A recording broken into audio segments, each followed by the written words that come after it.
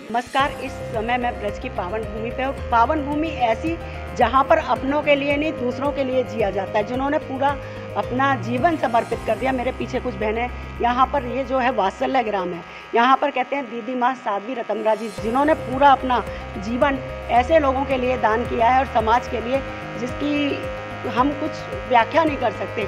यहाँ पर आज उनका आने वाले समय में 60वां वर्षगांठ मनाई जाएगी।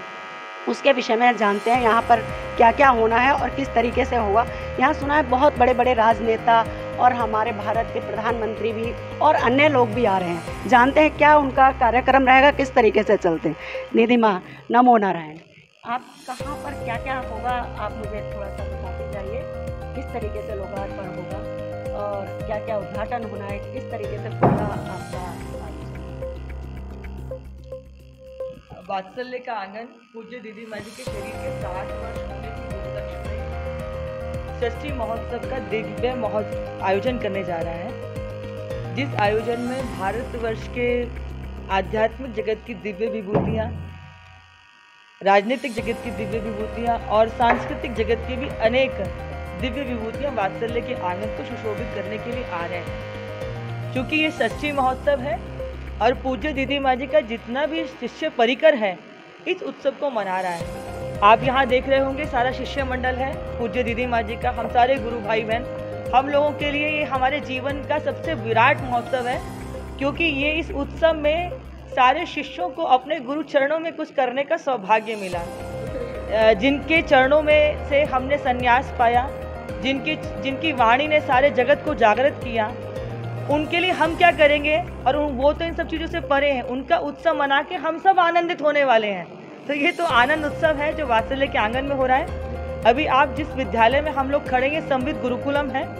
ये भारत का पहला सैनिक स्कूल बना है और इसका लोकार्पण हमारे उत्तर प्रदेश के मुख्यमंत्री जी एवं भारत के रक्षा मंत्री आदरणीय राजनाथ सिंह जी के कर कमलों से होने जा रहा है।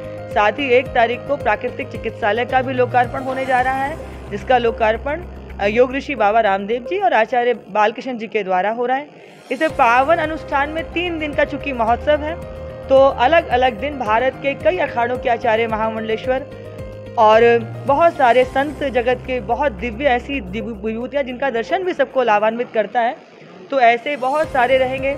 राजनीतिक जगत के कई स्टेट के मुख्यमंत्री हैं, जिनमें हरियाणा के मुख्यमंत्री आदरणीय मनोहर लाल खट्टर जी, आदरणीय पुष्कर धामी जी, हमारे उत्तर प्रदेश के मुख्यमंत्री आदित्य योगीनाथ जी, देश के रक्षा मंत्री आदरणीय जो है राजनाथ सिंह जी, जिनको हम सब लोग बड़े शौक से सुनते हैं और अपने देश धर्म संस्कृति की बात को बड़ी प्रामाणिकता से रखते हैं। ऐसे सुधांशु त्रिवेदी जी, आदरणीय स्मृति जी, हमारे मथुरा की सांसद हेमा मालिनी जी जो अभिनेत्री भी हैं, ऐसे बहुत सारे लोग रहेंगे।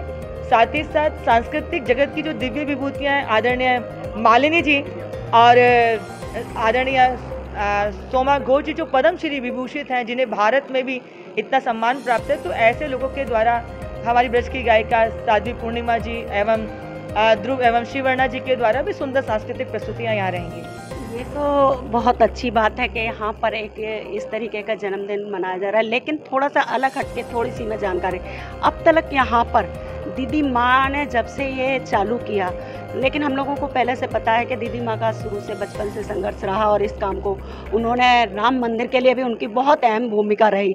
एक वो जो गीत था, एक उनका जो भाषण था, उसने पूरे देश को जागरूक कर दिया और राम मंदिर बनने के लिए आतुर हो गए। लेकिन मैं वही शब्द आपसे सुनना चाहती हूँ, वो क्या था जो लोगों को जागरूक कर गया।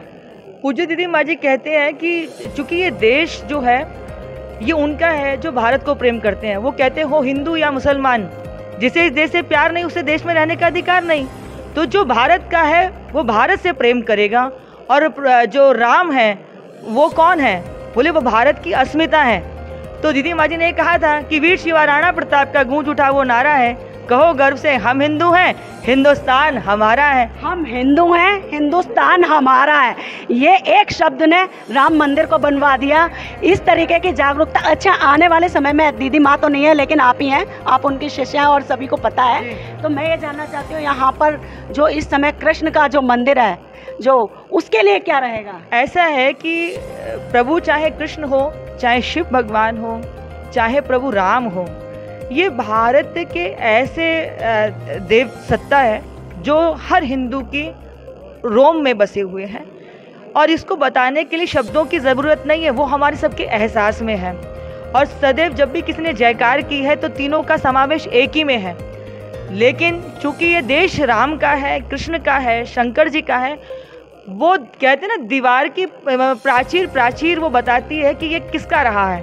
परंतु अभी चूंकि ये महोत्सव का विषय है, आनंद का विषय है, जिन्होंने पूज्य दीदी माँ जी के चरणों में कृतज्ञता का विषय अर्पित कर रहे हैं, इसलिए मुझे लगता है कि अभी हमें सिर्फ उसी विषय पर बात करनी चाहिए। चलिए, उसी विषय पर फिर मिलूंगी किसी ऐसे ही साध्वी से और ऐसे जिन्होंने देश के लिए अपने पूरा जीवन समर्पित कर दिया। नमस्कार।